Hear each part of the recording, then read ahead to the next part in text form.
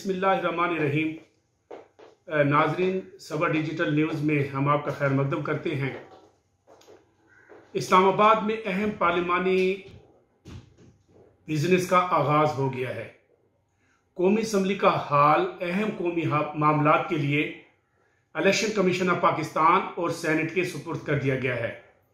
Election commission of Pakistan के सुपुर्द कौमी असम्बली का हाल इसलिए किया गया है कि वहाँ पर 3 मार्च को पोलिंग स्टेशन कायम होना है। वहाँ पर अरकान कौमी असम्बली ने सेनेट की इस्लामाबाद से 2 नशिस्तों पर हक़ राय दे इस्तेमाल करना है और सेनेट ऑफ पाकिस्तान को कौमी असम्बली का हाल इसलिए मुख्तस किया गया है कि सेनेट के ऐवान में गैलरियों में नए अरकान सेनेट की आमद के पेश नज़र तज़ीन व आराइश और ज़रूरी मरम्मत का काम जारी है। तो सबसे पहले तो मैंने आपको ये बताया कि पार्लिमानी और सियासी तारीख एक नई रकम होने जा रही है फरवरी और मार्च में। अब मैं आपको ये बताना चाहता हूँ कि आज कौमी असम्बली के इजलास में वज़ीर आज़म इमरान खान के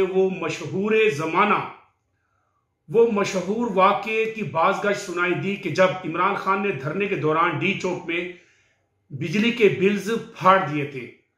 आज साबिक वज़ीर आज़म राजा परवेज अशरफ ने बार बार स्पीकर कौमी असम्बली असद कैसर से ये इसरार किया कि बिजली बहुत ज़्यादा महंगी हो चुकी है। इमरान खान ने बिजली के बिल्स फाड़ दिए थे। वो ये पूछ रहे थे, वो ये रूलिंग का तकाजा कर रहे थे कि इन बिल्स को हम फाड़ें या ना फाड़ें। वो बार बार स्पीकर असद कैसर से ये मुतालबा कर रहे थे कि ये होशरुबा बिजली के बिल्स को और अवाम और सार्फिन इमरान खान की तरह फाड़ दें या ना फाड़ दें। तो जब बार बार वो इस बात की डिमांड करते रहे तो बिलाखिर स्पीकर असद कैसर ने कहा कि तमाम शहरियों को कानून के मुताबिक अपने बिल्स की अदायगियां करनी चाहिए। ऐवान में आज भी शोर शराबा बरपा हुआ, हंगामा आराई हुई उस वक्त जब अपोजिशन की तहरीक पर महंगाई का आगाज हुआ तो साबिक चेयरमैन खजाना कायमा कमेटी के बाद फिलौर वजीर तवानाई उमर अयूब खान को दे दिया गया था, जिस पर अपोजिशन सीखपा हो गई और कहा कि अपोजिशन की रिक्वेजिशन पर कौमी असम्बली का इजलास तलब किया गया है। पहले तमाम अरकान को बोलने का मौका दिया जाए और वज़रा को इसके बारे में बहस समेटने के लिए फ्लोर दिया जा सकता है। लेकिन साबिक वज़ीर आज़म राजा परवेज अशरफ के खिताब के बाद उमर अयूब खान को फ्लोर दे दिया गया। शाहिद खान अब्बासी की सदारत में पाकिस्तान मुस्लिम लीग नून के अरकान स्पीकर डाइस पर पहुंच गए और असद कैसर से बराह रास्त मुखातिब हुए। कौमी असम्बली के ये कवायद और ज़वाबित हैं कि स्पीकर डाइस पर बराह रास्त स्पीकर असद कैसर और अरकान के दरमियान बातचीत नहीं हो सकती। लेकिन आज हमने देखा कि 10 से 15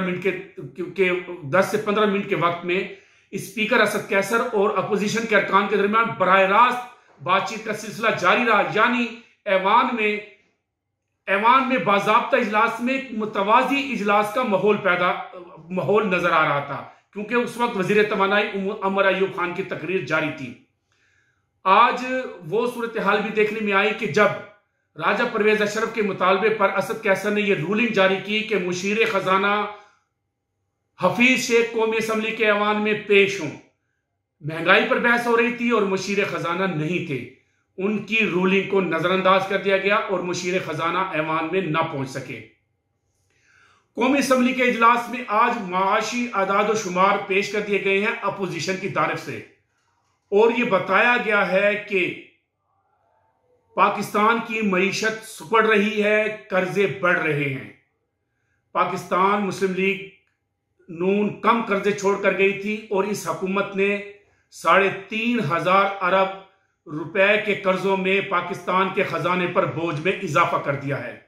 तो नाज़रीन, मैं आपको ये बता रहा था कि कौमी असम्बली का इजलास की कार्रवाई आज गैर मामूली उस वक्त रही जब कैसर शेख ने पाकिस्तान मुस्लिम लीग नून से इनका ताल्लुक ये कहा कि भारत के साथ तिजारत को जारी करने के मामले का जायजा लिया जाए। उन्होंने ये कहा कि चीन और ताइवान के दरमियान इंतहाई संगीन ताल्लुकात हैं। यानी वो ये कह रहे हैं कि दोनों ममालिक के दरमियान कशीदगी के बावजूद दुनिया में अगर कोई सबसे ज्यादा तिजारत है तो वो ताइवान और चीन के दरमियान है। انہوں نے کہا کہ جب بھارت سے سبزیاں آنا بند ہوئیں، جب بھارت سے ادویات آنا بند ہوئیں تو پاکستان میں یہ دونوں چیزیں مہنگی ہو گئیں۔ انہوں نے یہ بھی بتایا کہ اگرچہ براہ راست بھارت سے اشیاء نہیں آتی پاکستان، لیکن یہی اشیاء افغانستان، ایران اور دبئی کے راستے پاکستان کو بھجوائی جاتی ہیں۔ ان کی معرفت، ان ممالک کے معرفت یہ سامان، بھارتی سامان پاکستان آتا ہے، جس کو پاکستان کو کئی گنا قیمتیں ادا کرنی پڑتی ہیں۔ اور پھر وہ یہ کہہ رہے تھے کہ یہ مہنگائی کی بنیادی وجہ بھی یہی ہے۔ پھر راجہ پرویز اشرف نے یہ بھی کہا کہ چینی، گندم اور کپاس کی جو امدادی قیمتیں مقرر کی جاتی ہیں ان کا کاشتکار اور کسان کو کوئی فائدہ نہیں ہوتا۔ اس کا سب سے زیادہ فائدہ میڈل مین اور مافیاز کو ہوتا ہے، اور کاشتکار اور کسانوں کو اس امدادی قیمت میں اضافے کا کوئی فائدہ نہیں ہوتا۔ ذخیرہ اندوز اس سے فائدہ اٹھا لیتے ہیں۔ تو جہاں قومی اسمبلی کے ایوان میں مافیاز کے بارے میں بازگشت سنائی دی، وہاں پر یہ بھی کہا گیا کہ وہ معروف آرڈیننس جو حال ہی میں جاری ہوئے ہیں وہ آج قومی اسمبلی کے ایوان میں کیوں نہیں آئے۔ سابق وزیر اعظم شاہد خاقان عباسی نے یہ اعتراض کیا کہ قومی اسمبلی کے سیشن کے آغاز ہی میں حکومت پابند ہے آرڈیننس پیش کرنے کی۔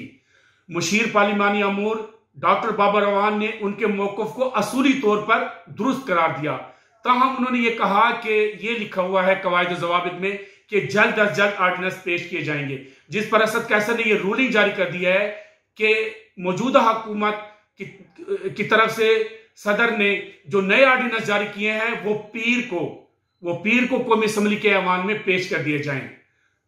وہاں پر یہ تحریک بھی منظور ہوئی کہ سینٹ کا اجلاس قومی اسمبلی کے ایوان میں ہو سکے گا۔ سینٹ کے حال میں ضروری تعمیر و مرمت کا کام جاری ہے، جس کے پیش نظر قومی اسمبلی کے حال میں سینٹ اجلاس کی کارروائی ہوگی۔ اب سب سے اہم بات قومی اسمبلی کے اجلاس کی یہ رہی کہ جب رولز کے مطابق ایوان کو چلانے کے لیے شاہد خاقان عباسی کے مطالبے کو اسپیکر کی جانب سے نظر انداز کیا جاتا رہا تو شاہد خاقان عباسی تنہا اکیلے قومی اسمبلی کے ایوان سے واک آؤٹ کر گئے، اور کوئی اپوزیشن کے دیگر ارکان ان کے ساتھ باہر نہیں گئے۔ وہ انتہائی غصے میں ایوان سے باہر چلے گئے۔ بے بسی بھی آج پاکستان مسلم لیگ نون کی ہمیں بے بسی بھی ایوان میں نظر آئی، لیکن شاہد خاقان عباسی تنہا چلے گئے اور دیگر ارکان جا کر اپنے نشستوں پر بیٹھ گئے۔ احسن اقبال کو نقطہ اعتراض پر فلور مل گیا۔ تو ہم فروری اور مارچ میں انتہائی اہم پارلیمانی اور سیاسی پیش رفت ہونی ہے، اس سے آپ کو آگاہ کرتے رہیں گے۔ میرا نام ہے محمد اکرم عابد۔ میں آپ سے یہ گزارش کرتا ہوں کہ آپ ہمارا چینل ضرور سبسکرائب کیجئے گا، تاکہ آپ پاکستان کے سیاسی اور پارلیمانی حالات سے باخبر رہیں اور ہماری ویڈیو سب سے پہلے آپ تک پہنچتی رہے۔ شکریہ۔